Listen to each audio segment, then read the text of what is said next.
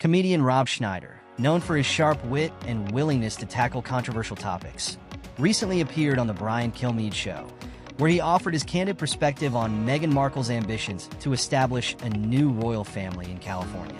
Schneider's response to the query was immediate and emphatic, a hearty laugh that belied the seriousness of the topic. He then proceeded to deliver a playful, yet pointed critique of the Sussexes' endeavor. "America has far too many comedians to pay attention to Meghan's gimmicks," he declared, his words dripping with sardonic humor. "Darling, your Hollywood days are over.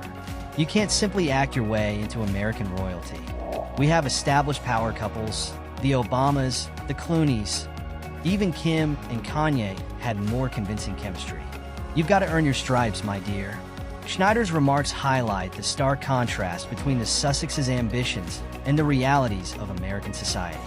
Their attempts to cultivate a royal image, particularly through mimicking the charitable endeavors of Prince William and Kate, appear to many as a form of royal cosplay, a desperate attempt to cling to a fading royal facade.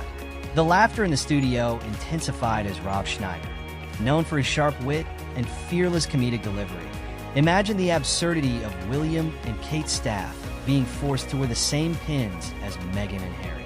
"They'd probably be running for the hills," he exclaimed, his voice dripping with mock horror. Kilmeade, a seasoned interviewer accustomed to navigating sensitive topics, deftly steered the conversation back to Schneider's impressive career. "So Rob," he inquired, "you've had a long and successful career, working with some of the biggest names in Hollywood. What's the secret to your success?" Schneider, a master of self-deprecation, shrugged with a sly smile.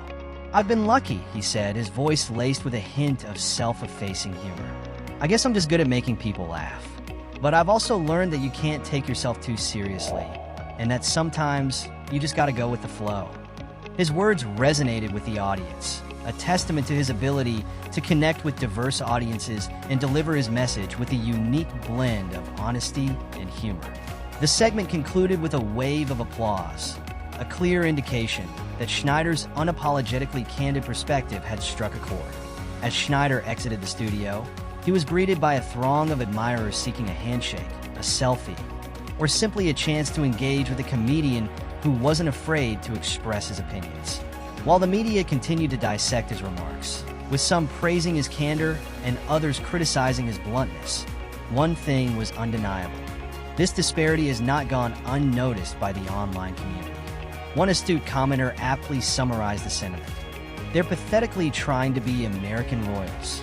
The observation that pins, symbols of power and responsibility, are reserved for ambassadors and politicians, not for those who seek to manufacture a new royal dynasty, underscores the incongruity of the Sussexes' ambitions.